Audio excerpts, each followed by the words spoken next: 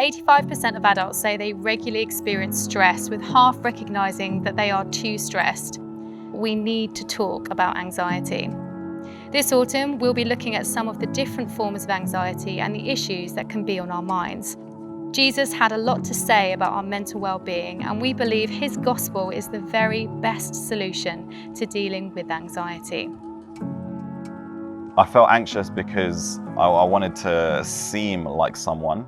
I wanted to seem like somebody who had achieved. And at the beginning of my company, when I was making no money, I had to get side jobs. I'm somebody with a master's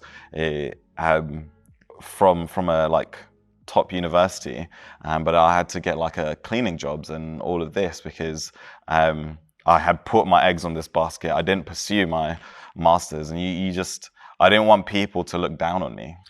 I think for me, a lot changed, in all honesty, when I was in my sort of late teens and realized that I'd sort of had this own plan of how I was going to deal with it, and if I would just be successful enough or be popular enough or gain recognition, then everything would be okay.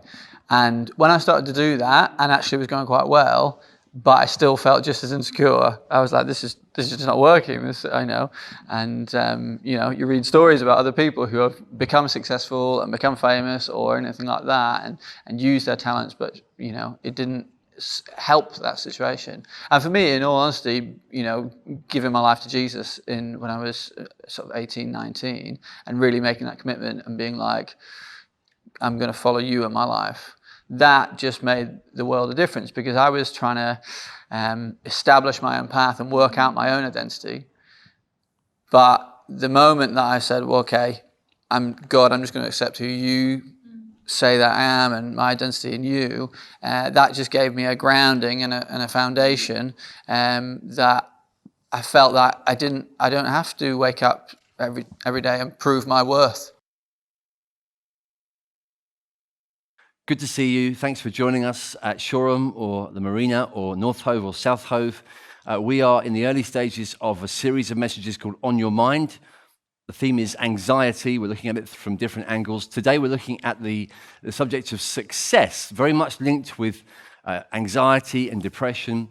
Success or failure, the fear of failure and the longing for success. I suppose in previous generations this would have been slightly less of a concern for people because you didn't really need to prove yourself as an individual in previous generations.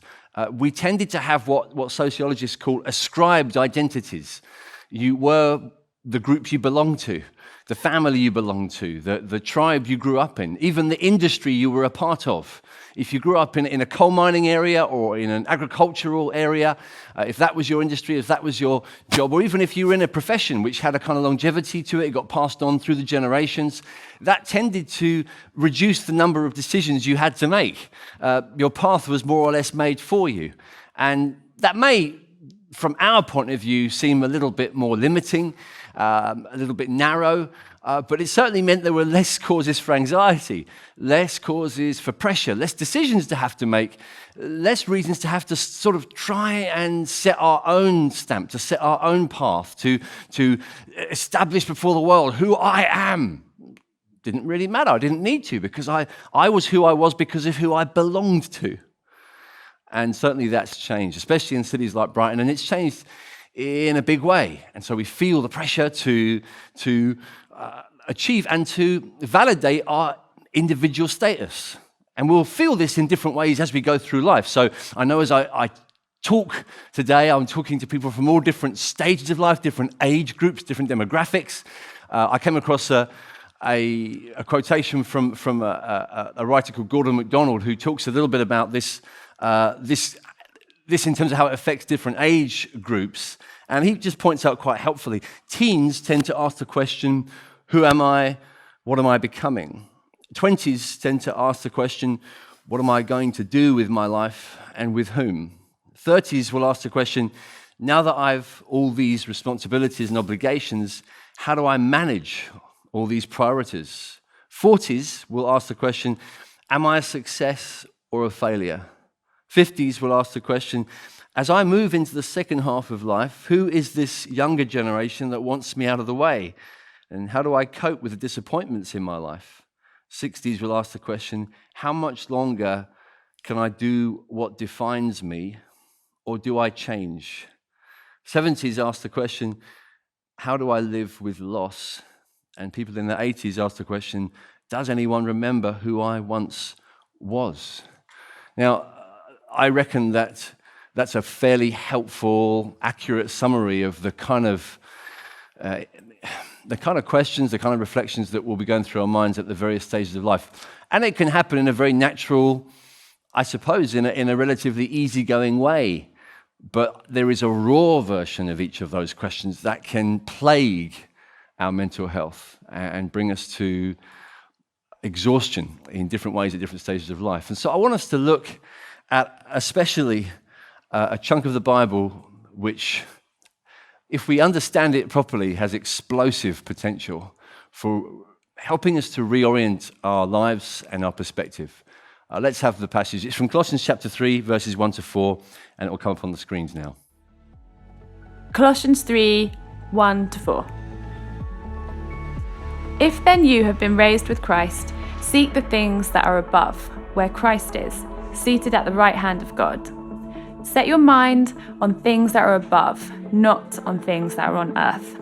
For you have died, and your life is hidden with Christ in God.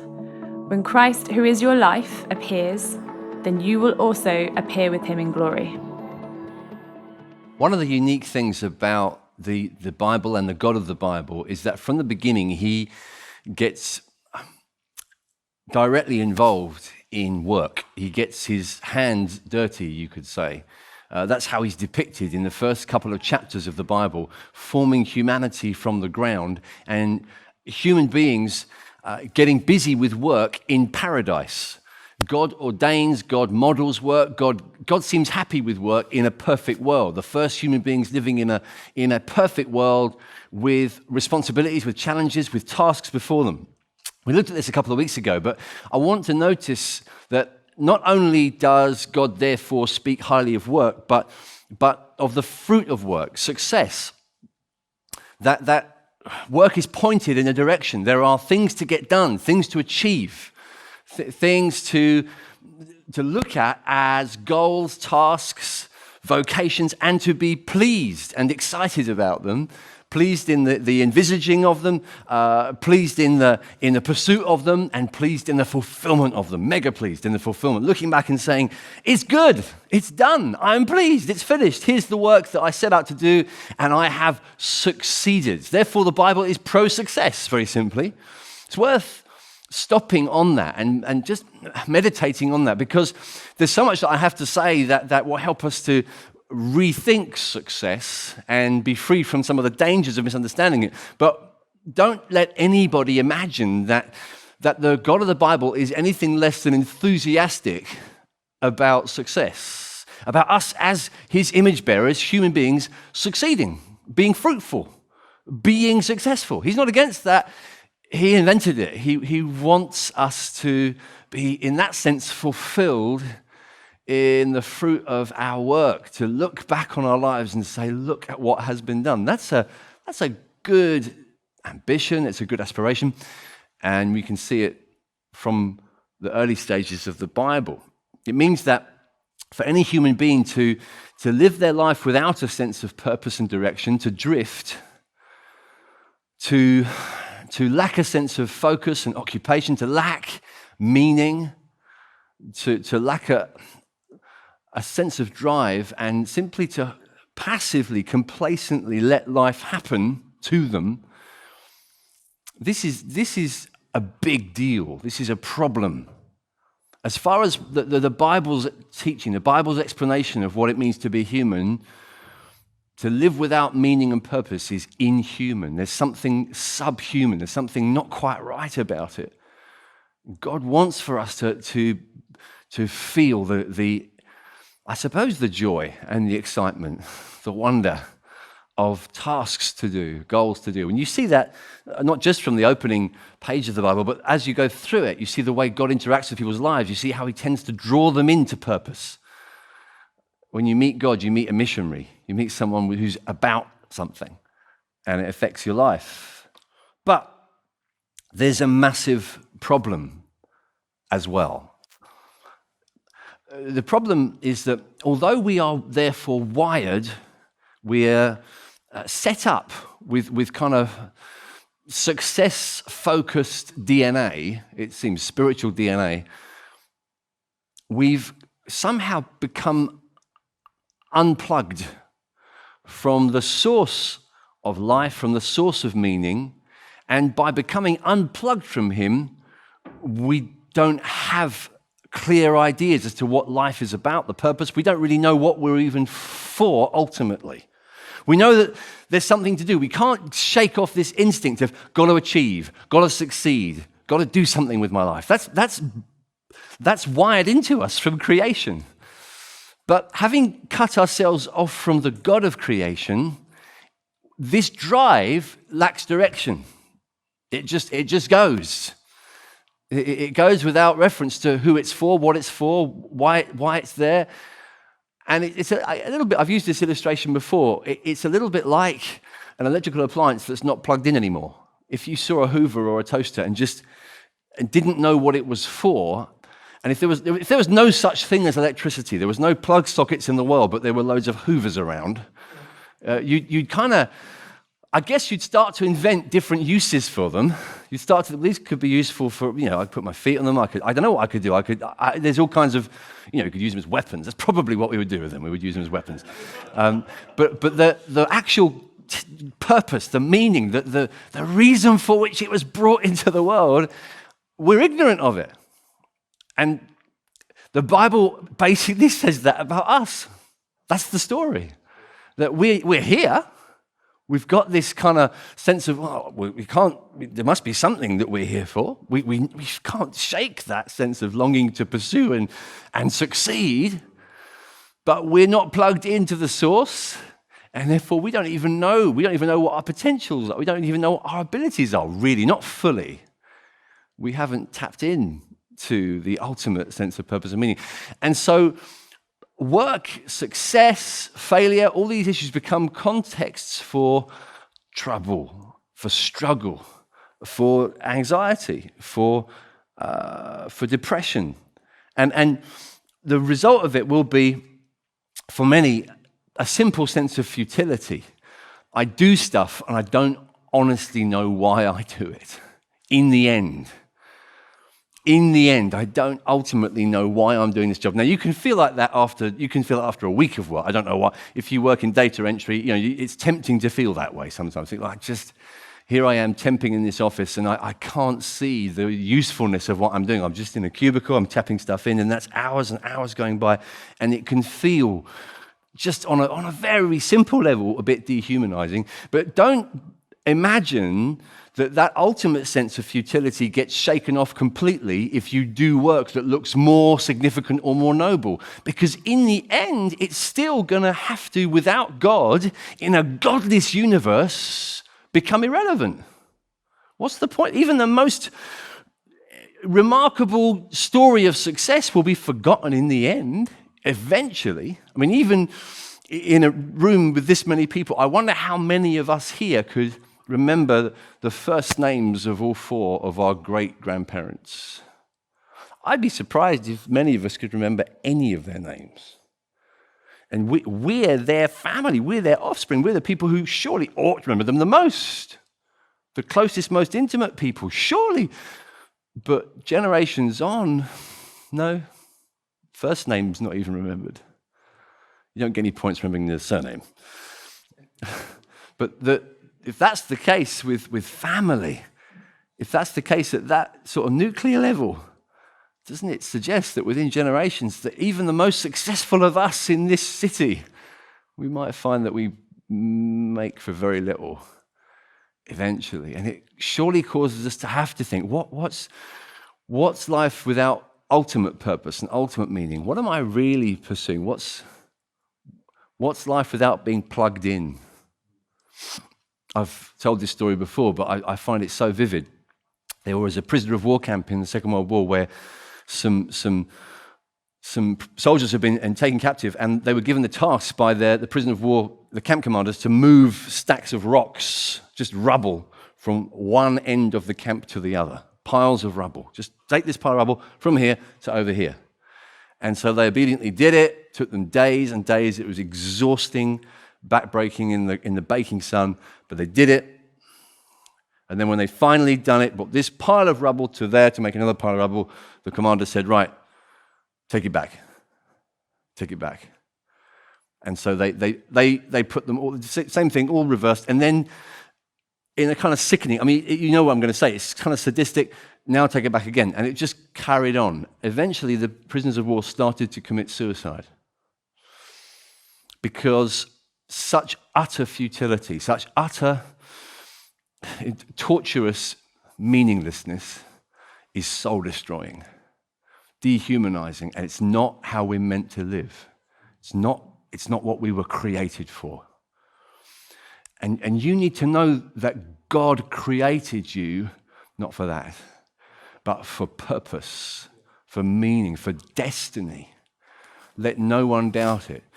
You need to apply that mega truth like an explosive to tomorrow morning, to the rest of your life, to the decisions that you're making in relationships, in family, in your 9 to 5. You need to think, I'm going to come into this knowing, first of all, that God made me for purpose.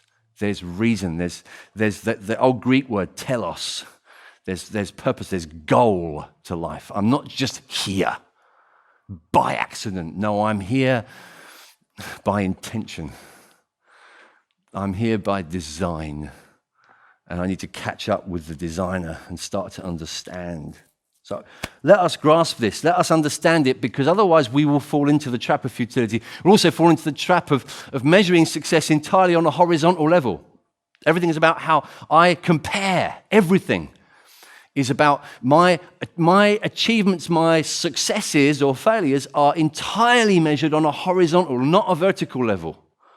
I'm shutting out the vertical. I'm ignoring the eternal. I'm ignoring the God who plans and designs and purposes my life. And so I can only suck in any sense of meaning and purpose by comparing myself to how they're doing, how she's doing, how he's doing. And it becomes a race. It becomes a kind of a survival of the fittest sort of context. It becomes a kind of Hunger Games environment in the end, where really the goal is to win by defeating. And if I'm going to achieve, it's only by comparison to others. It's all horizontal. And that kind of drive will suck the joy out of you. That kind of drive, if that's what we're left with, will become exhausting. You will sacrifice anything to it. And people do. If success becomes the God in itself, instead of success being there to serve God, success becomes God. And because success becomes God, anything will go on the altar to that God. To worship the God of success, I will put my marriage on the altar if necessary. I'll put my kids on the altar. Literally, in the sense that I'll be prepared to not even pay attention to them. I'll go through life so pursuing success, and my kids don't even get to know me. And I'll pursue success to the point where my mental health, fragile as it already is, takes even more of a beating. Because constantly, I must have. Any God in your life other than the real one will harm you. And success is certainly an example. So we see the danger of being pulled out of the wall, if you like, pulled out of the socket. Futility, exhausting sacrifice. And then finally, the complete lack of fulfillment. Because even if you do succeed according to those demarcations, if you do everything that the world or the false expectations that are placed on you insist upon, you might succeed, you might do brilliantly. Apparently.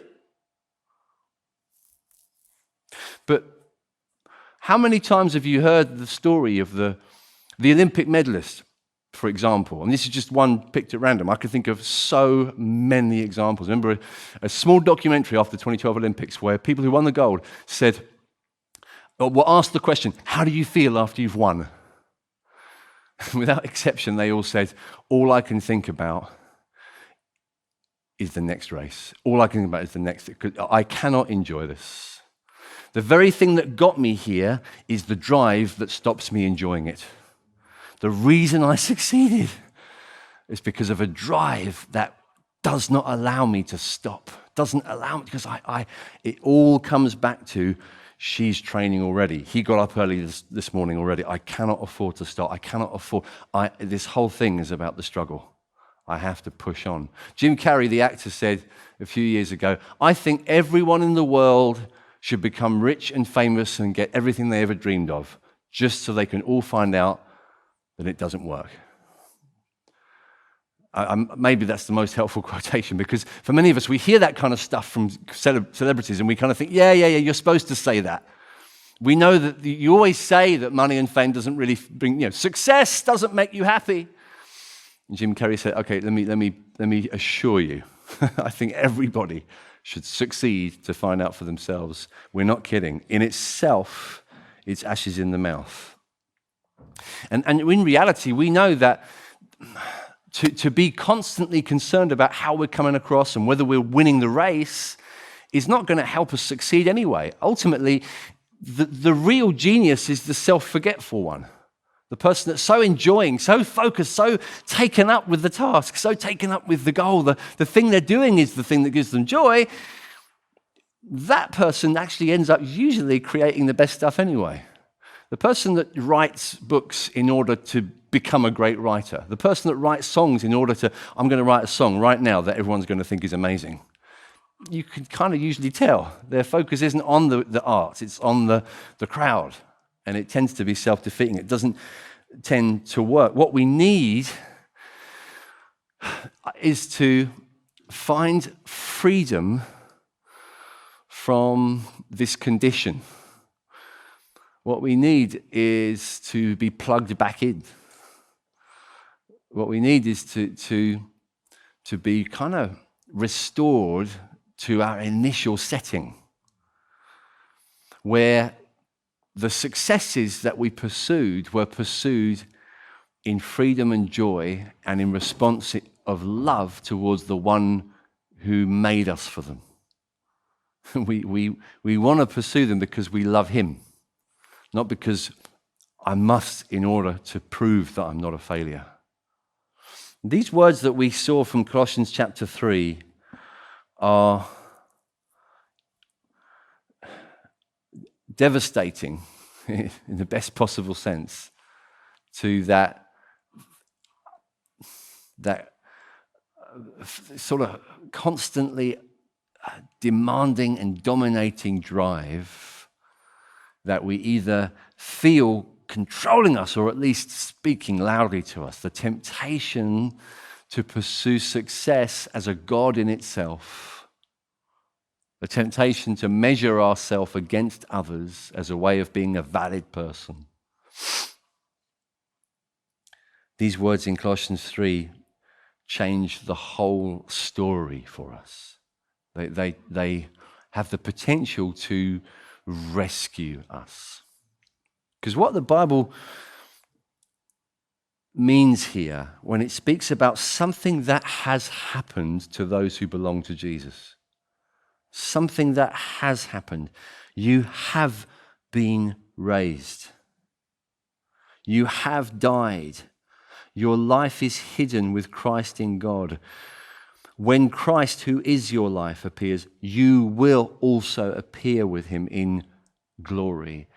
Paul, who writes this letter, is saying, this is your real story.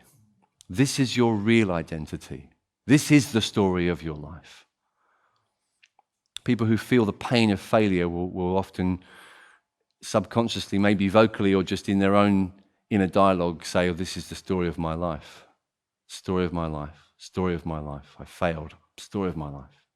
If you feel you get into that horrible cycle, that seeming kind of harsh, habitual, addictive cycle of failure, story of my life. And Paul comes to us saying, no, in Christ there is an alternative and truer story of your life, because the thing that Jesus has come to do is not simply provide us with an example What Jesus has come to do is provide himself as an identity for us. To say, by my kindness towards you, by my sheer goodness, I give myself to you fully. Join yourself to me. I will take all of your sense of failure. I will take all of your real failure. I'll take all of your guilt and shame upon me. You can have all of my perfect record of obedience, of sacrifice, of total success in everything that God the Father gave me to do. Everything that I have done for him is passed into your account. This is now who you are. And on the cross, I became who you were. So Paul is saying, this is your story. You've died and been raised. Your life, whatever it seems like in the eyes of this comparison-demanding culture, this individualized consumer culture where you're not even valid if you haven't racked up a certain amount of kudos, a certain amount, you're not even legit. Whatever it seems like, that is not your life, because your life is hid with Christ in God. This is who you now are. All the big stories tend to do something like this. So many of our stories, especially I guess our kind of fairy tale stories, the sort of stories that young people grow up with. I was thinking about even the Harry Potter stories. You've got a story about an orphan boy who grows up in a family sort of domestic situation that belittles him, treats him horribly. But at a certain point in his life, he's kind of summoned, taken into another world where he gets new identity, new task, new responsibility, new adventure, new success. But at the end of each of the Harry Potter books, and there's 7 of them, it keeps happening, he goes back just for the summer holidays to his family, to his not real family. And they don't know anything, they don't know who he is. They have no idea. He's just that annoying kid that lives under the stairs. But he knows who he is. And so he goes through these years as a schoolboy. He knows at the end of every story, whatever they say about him, he knows who he is. He's a wizard at Hogwarts. He's the one. He's the boy who lived. He's the one with the scar. He's something. And so it really doesn't matter. These people who in the first pages of the first book are fierce and controlling and defining for who he is, by the end of the story, they are simply a comic figure. They're just a joke, because we know who Harry is. And these step-parents who don't really understand him, they're just a joke. This world keeps telling you that success means this, means this, means this, means this. You need to get to the point where you can literally see through it. It's a joke. It's a joke. I know who I am. And stories, great stories will do that. But those are stories that are fake. They're fairy stories. This is the story of the man who truly came down, truly was crucified, buried, and raised. This is the true story, and you and I get to be a part of it. In the story where something so real has happened, we have a participation. Something so real as a death and resurrection affects the course of my life, the identity, the destiny of my life. It changes everything. It rescues me. It takes me away from the false drive. And my task then becomes to align myself with this. See, I can persuade you of the theology of this. You can read these verses and say, yeah, I think I line up with that. Maybe, especially if you're a Christian, you think, yeah, that's true, I believe that. Maybe you're considering Christianity and you're thinking, yeah, I can see how that would work. I can see sort of how the idea of Jesus dying on the cross for me, exchanging his goodness with my sin and me being joined with him and raised with him, I sort of begin to get that, but really? Does that really count tomorrow when my colleagues don't really respect me? Does it really count tomorrow when I realize once again I cannot keep up with my mortgage? Does it matter this week when I realize the project that I'm responsible for and everyone's waiting for me and looking at the deadlines, I know I can't get it done in time and I feel like a failure? Does it really help? Does it really help when I know I'm going to have to just take a demotion? Does it really help when I know I was aiming for a 2-1, but I had to live with the 2-2? And maybe I was really hoping to get this, and does it really help? Does this really make a difference? It's lovely, it's a nice story, but what does it count if no one notices you? If no one respects you? This is why Paul says what he says. This is why these verses are in the Bible. Verses like this are here because of how you feel. He says in verse 2, set your minds on things that are above. That's what we do. That's the task. That's the step of obedience we need to take. If we belong to Jesus, we've got to learn to do this stuff. We've got to learn to set our minds. When your mind isn't set, what's a jelly like that isn't set? If you don't set your mind, if you don't say, I'm going to choose to believe this account, I'm going to line up with it, I'm going to enjoy it, I'm going to reflect on it, I'm going to sing about it, I'm going to consider it often, I'm going to let it affect me. It's written here, and we can just think, well, it's true, that's good for me, I'll accept that. And then carry on in an emotional existence where our mental health is never affected by these verses. We don't allow it to. We simply don't allow these verses to touch what we see as real life. This is real life. That's just verses in the Bible. But what about if we've got it completely the wrong way around? This is real life, and this is just emotions that haven't caught up with real life. I've been looking at it. It's like looking through the wrong end of a telescope. I've just been doing that for so long. I've never stopped to consider this has got to drip down. It may take dripping. It may take time. Let it set your mind. Jelly's set over time. Set your mind. Set over time the frame of your mind. So I'm going to align with this stuff. You know, I'm married. I have a marriage certificate. I haven't looked at it since the day I got married, I don't think, or I took it to the place you're supposed to take it to a couple of weeks later. I can't remember. 20 years married next month. You're allowed to whoop. 20 years married next month. This is only possible, surely, because every day I look at this piece of paper and just remind myself, yeah, I'm married. Yeah. No, the piece of paper in the end, it's necessary. It's good to have, important civic place. But my relationship with my wife is growing on from there. I'm with her. My marriage develops as I get time with her, as we talk. And you need to build relationally this union that you've come into with the one who is your life. So we align with him. The second thing we do is we reject some things.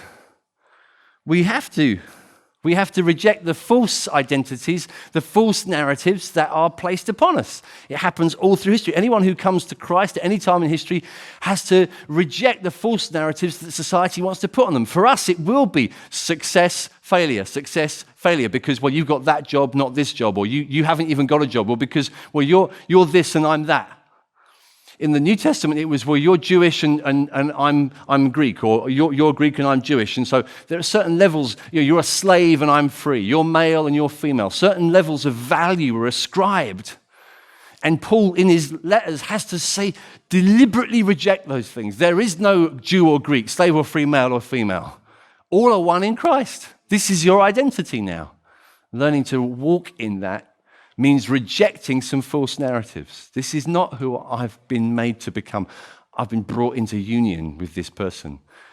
And it changes the way I see myself at different stages. So many of us, the subject of success is painful because we measure our success by where we reached on the ladder.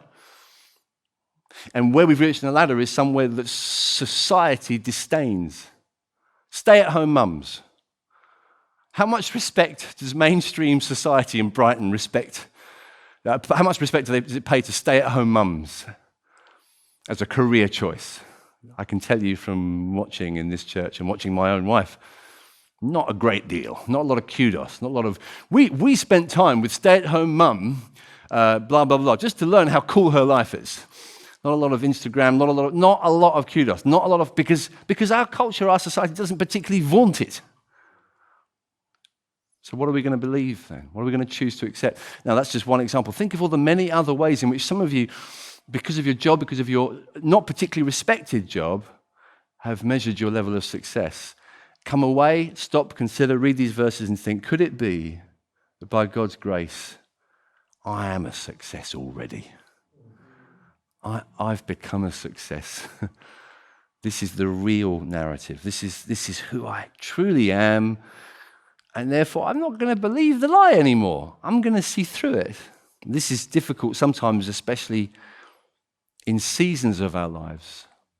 It's subtle. I can think of times when it's not so much the status or the position that I occupy, the place on the chart that I'm in, but the season where I don't feel very productive. What do you do about those times where you just look at the last week or the last month or the last year and you feel next to him, next to her, I have produced nothing. I feel like I've got nothing done. And it's a similar kind of pain, and it's a very easy trap to fall into, to allow that to sort of shape our identity. Sometimes the lack of productivity in our lives is forced upon us by circumstances. A friend of mine a few years ago went through a season where he was starting a new organization which wasn't flourishing. He was working night and day to see it succeed, but couldn't, partly because his wife went through breast cancer and devastating insomnia for months and months. It was huge. It was a massive distraction. Found he couldn't focus, needed to serve her, needed to be there for her. Everything seemed to be put on hold. Life just paused for a long, long time. And he didn't know how to think, and he found it exhausting emotionally. And he, one stage, turned to a very helpful, wise, fatherly friend of his and said to him, I feel so unproductive. And this friend very wisely said, Jesus doesn't talk so much about being productive. He talks about being fruitful. Maybe you should change your criteria a bit. Are you being fruitful? Can you see any fruit in your life at the moment? He stopped. He thought about how God had helped him to be more patient over this year, how God had helped him to be more loving towards his wife, how he'd grown in his forbearance, in his servant attitude towards his children, how God had helped him to trust in the Father's sovereignty and timing. And his perspective shifted hugely because he began to feel less concerned about how he looked and how much potency he was able to demonstrate. You know, I've achieved these metrics. I've got this. Look at that. You count them. Nothing to count, but loads of fruit. And he could say, Jesus, thank you. I've been fruitful. That's success. By the grace of God, that's success. Sometimes we need to be set free from a distracting set of criteria. Finally, we do need to aspire. In all of our relativizing of worldly values of success, don't for one moment stop pursuing success. God-defined success. Pursue it with all your heart. Be ambitious, I command you. In the name of Jesus. Let every man and woman in this church and in this city learn what it means to know God. Start being ambitious. Start longing to do something fruitful with the life He's given you. But you do it because you know Him. It's not to accumulate a basis for boasting. It's not to accumulate an identity, because it's what you already have. In the Bible, it's talked about like this: having a name. I must have a name for myself. There's a story in Genesis chapter 11 of the people who built the Tower of Babel. They built it to defy God, and the words they used were to have a name for ourselves. Do you know that no one knows their name? Their name doesn't get in the Bible. These people that said, we will build a tower so that we will have a name for ourselves.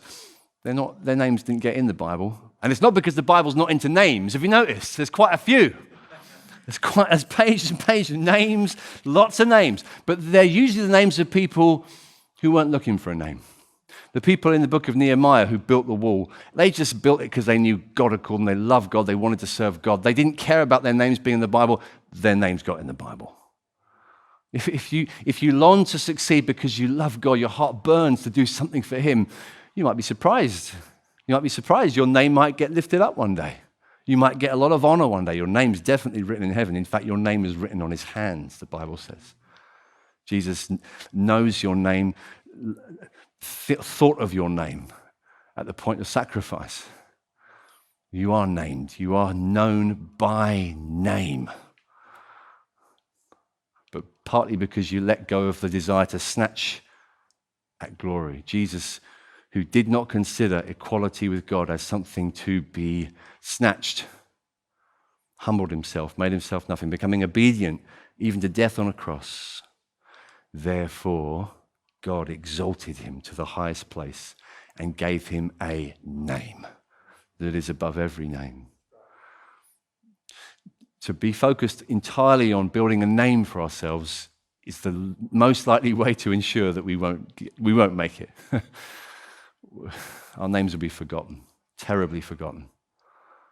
But God, I want to see You glorified. I want to live. I want to enjoy and know You. I want to live free from the clamor and the panic. Let me finish with this illustration. You've maybe seen the talent shows, the Britain's Got Talent, the X Factor ones, where all the way through the contest, maybe it's a singer in X Factor, they've got to sing at every stage. And as it gets hot up, it builds up to a climax. Each round, they're singing in competition with the other singers. If they sing well enough, they're through to the next round. If I sing well enough, I might succeed. Oh, what pressure. I have got to sing well, otherwise I'm out, I'm done, that was it, that was my chance. But then there comes a point at the very end when somebody wins. What happens when they win? They sing one last song. It's time to sing. Can you think of the difference in terms of the drive behind singing? If I've got to sing to survive, I'll sing a little differently. It will feel a bit different than if I sing because I've already just won. I just won. Imagine the relief and the joy and the freedom. Now, I ask you, if you follow Jesus Christ, which are you supposed to be more like? Which is the way you live your life? Like the singer who's singing just to survive? Just to stay in? Or do you know deep down in your heart, because you're taking verses like this to heart, you're persuading yourself daily, Christ is my life. My life is hid with Christ in God. I will appear with Him in glory. I sing because I've won. And if the world doesn't even notice, my name's in heaven. My name's on His hand. And honestly, that kind of fruitfulness is worth, in eternity, what nothing in this passing age could even scratch. Let's pray together. God, we ask You to help us, I pray, to discover for ourselves the tasks to which You've called us, the gifts You've placed in us, the abilities that will make our vocation more likely, the goals reached. Help each one. Help us. But help us as well to be set free and relieved from false pressure, to see through the lies and to rest truly in the success that's already been provided for us in Jesus. In Your name, amen.